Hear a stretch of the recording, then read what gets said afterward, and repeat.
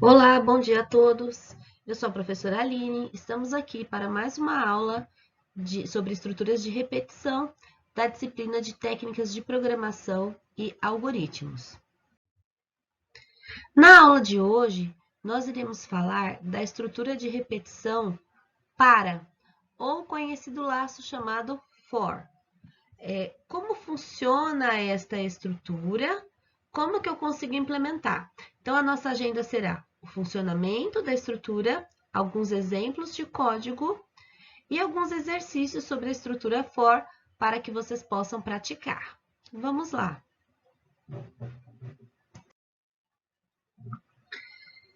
Nós já assistimos nas aulas anteriores a estrutura de repetição while, que é a enquanto, e já assistimos a aula sobre a estrutura de repetição do while, que é a faça enquanto.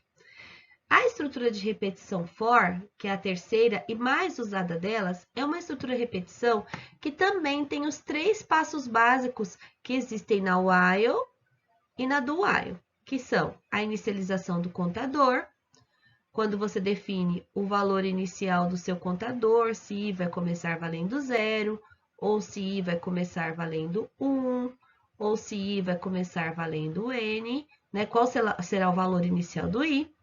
O teste lógico, que é aquela condição de parada, enquanto o i for menor ou igual a 10, você executa. Enquanto o i for menor do que n, seja qual for a condição que você implementar. E o incremento do contador, que é aquele momento em que você diz que o i recebe mais 1 ou que o i recebe menos 1. Todos esses três passos também existem na nossa estrutura for. A diferença é que esses três passos, né, importantes na hora da construção de um laço, eles serão feitos no mesmo passo. A inicialização, o teste e o incremento vão ocorrer no mesmo passo, em um único passo, fazendo com que a gente tenha menos riscos de esquecer de alguns desses passos que podem interferir no funcionamento do seu laço. Vamos conhecer melhor como fazer isso. Vejamos como implementar este laço para utilizando o exemplo da tabuada. Como dito, neste tipo de laço, no mesmo passo eu farei a inicialização do contador, o teste lógico e o incremento. Então, neste programa, pede-se para construir e apresentar a tabuada de um número informado pelo usuário. Então, aqui eu vou fazer um desenho da tela do computador para a gente tentar simular a apresentação desse algoritmo. Então, no primeiro passo, o usuário deverá informar o número n. Então, vamos supor que o usuário informou que o n vale 5. No passo 2, que é o passo do para, observem que eu tenho três etapas. Para i igual a 1, ou seja, eu estou fazendo a inicialização do contador, que só será executada na primeira vez que eu entrar no laço. Até 10, que é o meu teste lógico, ou seja, eu estou dizendo que o i vai ser válido enquanto ele for menor ou igual a 10. E incrementando 1, eu estou mandando ele incrementar 1 em 1 a cada vez que ele passa nesse laço. Todas as vezes em que eu cheguei a passar por essa linha, na primeira vez, né, ele fará sempre a inicialização. Na segunda vez que ele voltar nessa linha, ele vai voltar primeiro no incremento e depois ele vai testar. Então, a ordem é, primeiro ele testa, inicializa. Depois, no segundo passo, quando ele voltar aqui, ele vai incrementar e depois ele vai testar. Tudo no mesmo passo. Então, vamos aqui, olha, o meu i começou valendo 1. Então, nesse momento, o meu i vale 1. E ele vai entrar a primeira vez no laço e vai calcular. O R, que até agora não existia, estava vazio, vai receber o 1 vezes o 5. Então, meu R vai estar valendo 5, né? No primeiro passo, o R estará valendo 5. Ele calculou e vai apresentar o resultado. Então, ele vai mostrar o i na tela, que o i vale 1, vai mostrar a letra X, vai mostrar o número N, vai mostrar o sinal de igual e o resultado dessa conta que foi 5. Quando chegar no passo 4, automaticamente o meu compilador vai voltar para o passo 2, só que ele não vai inicializar mais, agora ele vai direto no incremento. Ele vai falar que o i recebe i mais 1, sendo que o i vai passar a valer 2. Agora, na segunda iteração, o i está valendo 2. 2 é menor ou igual a 10? Verdadeiro. Então, depois que ele incrementou, ele faz o teste automaticamente. Ele vai calcular 2 vezes 5, que é igual a 10, e vai apresentar o resultado. 2 vezes 5 igual a 10. Quando ele chega aqui, observe que o passo de incremento não está aqui, ele está no laço. Ele volta para cá e incrementa. Agora, o meu i vai passar a valer 3. 3 é menor do que 10? Verdadeiro. Ele calcula, exibe na tela 3 vezes 5 igual a 15 e assim sucessivamente. Quando meu i alcançar o 10, ele volta para cá e soma. 10 mais 1 dá 11. 11 é menor ou igual a 10? Falso. Ele abandona o laço. Se tivesse um passo 5, ele viria automaticamente para cá. Como não tem, no caso deste algoritmo, ele irá encerrar a execução. Tudo isso, gente, apenas com o passo 2. Desta forma, ele contém 3 parâmetros, né, que podem ser colocados no início do laço. Deixa eu apagar aqui, né? Ele tem 3 parâmetros. 3 parâmetros que podem ser colocados no início do laço. É a inicialização, como dito, o teste lógico e o incremento. E que automaticamente, né, quando ele volta, ele faz o incremento e depois ele testa. No caso de ser verdadeiro, uma nova iteração será executada conforme eu simulei aqui para vocês. No diagrama de blocos, nós temos uma novidade, que é um símbolo novo, chamado símbolo de preparação. O diagrama deste exercício da tabuada ficaria assim. O símbolo de início, que não muda, li o valor n, este símbolo aqui é o símbolo novo que eu falei com vocês. Nele, olha só que eu tenho três ações muito importantes. A inicialização do contador, o teste lógico e o incremento, separados por ponto e vírgula. Então, eu coloco primeiro a inicialização, o teste lógico e o incremento, separados por ponto e vírgula. O laço for, sozinho, já sabe como se virar com esses 3 parâmetros que a gente colocou aqui nesse símbolo de preparação. Observem também que ele não tem sim ou não.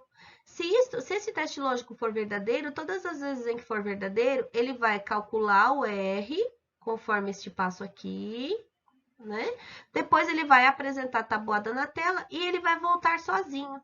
Quando esta condição que está aqui, i menor ou igual a 10, for falsa, ele automaticamente sai e vai direto para o fim do diagrama. Esse novo símbolo é chamado de preparação, que é esse símbolo aqui que está representado, né, nesta imagem, e ele só é utilizado, ele é exclusivo para o laço for. E lembre-se sempre que ele não tem sim ou não, ele tem sempre um fluxo que desce, um fluxo que retorna e um que sai, da mesma forma dos outros símbolos que nós já aprendemos, mas ele é um símbolo exclusivo, ele indica que ali eu tenho uma interação do tipo for. Vejamos aqui como ficaria a solução desse problema da tabuada utilizando o Portugal e o Java. Nesta linha eu dou um nome ao meu programa, declarei as variáveis i, n e r como sendo inteiros. Aqui neste passo eu estou fazendo a inicialização do i, a minha condição de parada e o meu incremento. Nesta linha eu fiz o cálculo da primeira linha da tabuada, escrevi a primeira linha na tela. Ao chegar aqui no fim para, como já explicado, automaticamente ele vai voltar para essa linha, incrementar, então meu i vai passar a valer 2, fazer o novo teste, 2 é menor ou igual a 10? Verdadeiro. Então, ele entra novamente no laço, executa, volta para cá, o i passa então a valer 3, 3 é menor do que 10? Verdadeiro. E ele vai executando. Quando o i valer 10, ele vai escrever lá o último valor na tela, que é o n vezes o 10. Chegou aqui, o i passa a valer 11, 11 é menor do que 10? Falso. Aí ele abandona. Se tivesse algum comando aqui, ele executaria o comando que está aqui após o fim para. Como não existe nenhum comando, ele vai para o fim e encerra o programa. Já no Java, aqui eu estou fazendo a importação da minha classe Scanner, para que eu possa utilizar o que tem dentro dela. Dei um nome para o meu programa de tabuada.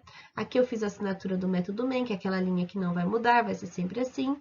Aqui eu criei o meu scanner chamado ler. Declarei as minhas variáveis N, I e R como sendo do tipo inteiro. Pedi para o usuário digitar um número na tela. Fiz a leitura desse número e guardei na variável N. E aí eu faço o meu laço for i igual a 1, ou seja, a inicialização, i menor ou igual a 10, o teste, e mais, que é o meu incremento. Então, olha só, fiz o cálculo da primeira linha, mostrei a primeira linha na tela. Após mostrar a primeira linha, quando chega nesse fecha-chaves, automaticamente ele vai vir para a linha do for, vai incrementar o i, testar e executar novamente. No caso do nosso exemplo, ele vai repetir isso por 10 vezes, imprimindo a tabuada do número informado pelo usuário na tela, começando por n vezes 1 e terminando no n vezes 10. Esta aqui é a execução do exemplo de execução desse problema da tabuada, utilizando o Portugal e o Java.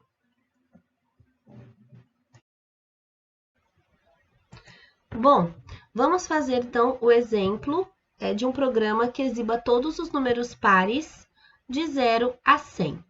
Então, aqui, primeira coisa que eu preciso fazer, somente para relembrar, é abrir o meu Java Project, que é a pastinha onde ficarão os arquivos do meu projeto. Eu vou chamar de laço para identificar que eu estou fazendo exercícios referentes ao laço de repetição para. Depois que ele criou a pasta, eu venho aqui no SRC, botão direito, New, Class. E aí, eu vou colocar o nome do meu programa, que eu vou chamar de números pares. Sempre com a primeira letra em maiúscula, pois todo programa em Java é uma classe, e toda classe tem a primeira letra maiúscula. Marcando essa opção, ele já vai fazer a assinatura do método main para mim. Então, o primeiro passo, eu não vou ter leitura, nesse programa, então eu não preciso nem usar o meu scanner. Então, o primeiro passo agora é declarar as minhas variáveis. Eu vou mostrar para vocês que, inclusive, a declaração da variável i pode ser feita diretamente no laço. Isso é uma particularidade da linguagem Java. Por exemplo, em linguagem C, eu não consigo fazer a declaração dentro do laço, certo? Então, eu já vou aqui começar direto com o meu laço. For, a inicialização, i igual a 0, a minha condição de parada, i menor que 101, ou i menor ou igual a 100. E como eu quero os números pares apenas, e eu sei que o primeiro é 0, depois o próximo é 2, ao invés de eu colocar i++, que eu sei que equivale a i recebe i mais 1, eu vou colocar i é igual a i mais 2. Então, observem que aqui, inclusive, eu posso mudar o meu incremento. E aqui, olha, por que ele está dando um errinho? Porque eu não declarei o i. Lembra que eu falei para vocês que a gente pode declarar dentro do próprio laço? Então, aqui eu estou declarando uma variável i que está começando, que é do tipo inteiro, está começando valendo 0, a condição de parada e o incremento. E aí, o abre chaves para abrir a minha estrutura for. Olha só que coisa fácil. No mesmo passo, eu já fiz a declaração e inicialização da variável, a minha condição de parada e o meu incremento. Agora é só mostrar esse número na tela para o usuário. Como eu quero mostrar um do lado do outro, ao invés de usar o System Out Print LN, eu vou usar só o print, que aí eu vou mandar mostrar o i, e do lado do i, eu vou mostrar um espacinho em branco para um número não ficar colado no outro, certo? Quando eu uso o ln, ele vai dar um enter. Quando eu uso o System Out Print, ele vai mostrar um do lado do outro. Então, aqui eu só quero um espacinho em branco ao lado do número. Fechei o for, fechei o meu método main, fechei o meu programa. Vamos executar para ver se isso aqui dá certo? Ele tem que mostrar todos os números pares de 0 a 100. Vamos ver se vai dar certo. Olha, observem aqui no meu console, ele começou no 0 e aqui do lado, ó, ele foi até o número 100, ou seja, o meu programa funcionou, né? Ele mostrou primeiro o número 0 e o último número, ele mostrou o 100. Então, deu certinho. Olha só que prático. No mesmo passo, eu fiz a inicialização, o teste e o incremento. Se eu não quisesse, por exemplo, colocar essa inicialização aqui dentro do laço, eu poderia colocá-la aqui fora, não tem problema nenhum.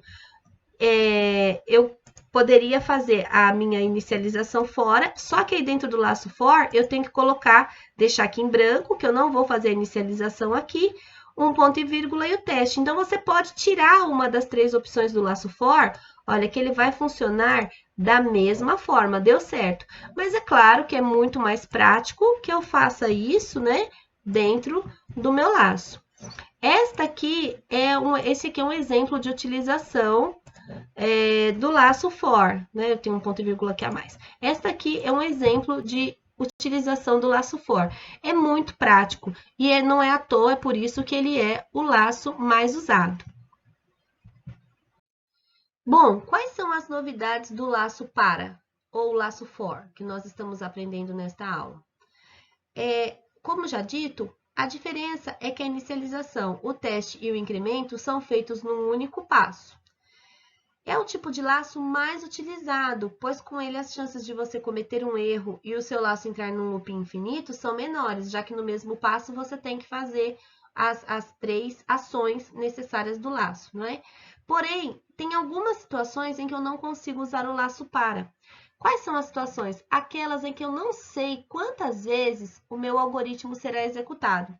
Então, imagine que você tem um programa que lá na tela do computador ele vai executar uma vez e no final ele vai te perguntar: deseja continuar sim ou não? Se você desejar sim, ele volta para o laço e executa de novo. Se você desejar digitar não, ele vai abandonar.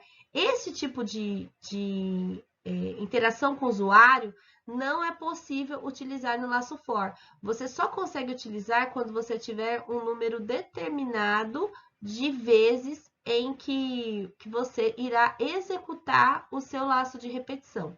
Mas em todas as outras situações em que você sabe quais são o número de vezes em que você terá que executar, é sempre recomendado que você utilize o laço for ao invés de utilizar os outros que nós aprendemos na aula anterior.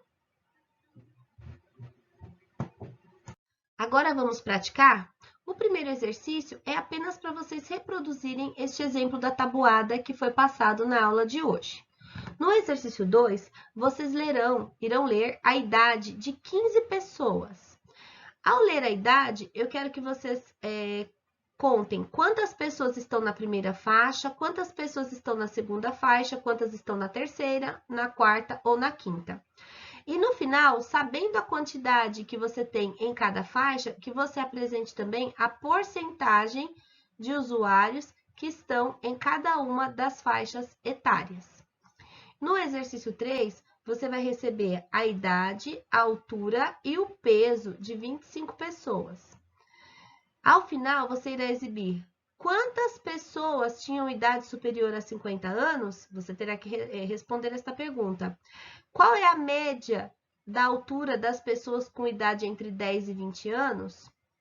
Qual a porcentagem de pessoas com peso inferior a 40 quilos? E qual é a idade e o peso, apenas o peso da pessoa mais velha e o peso da pessoa mais nova. Este exercício é um desafio e eu gostaria que vocês fizessem com todo carinho. Qualquer dúvida, vocês podem procurar a mim ou o professor Júnior pelo chat. Estaremos disponíveis para tirar quaisquer dúvidas que vocês tenham. Vamos lá? Vamos praticar? Bons estudos a todos!